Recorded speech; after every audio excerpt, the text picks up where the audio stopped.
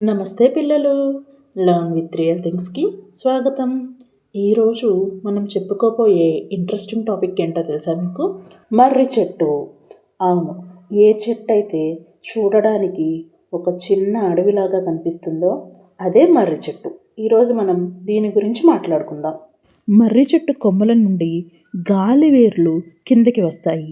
అవి నేలను తాకితే కొత్త కాండాలుగా మారుతాయి.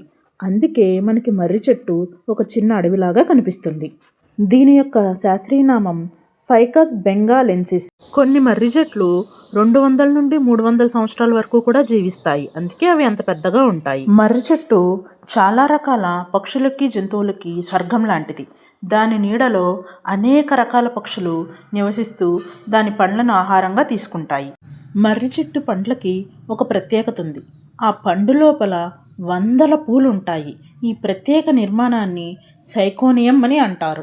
మర్రి చెట్టు భారీ పరిమాణంలో ఆక్సిజన్ని విడుదల చేస్తూ గాలిలోని కాలుష్యాన్ని తగ్గిస్తుంది. మర్రి చెట్టు భారతదేశం యొక్క జాతీయ చెట్టు.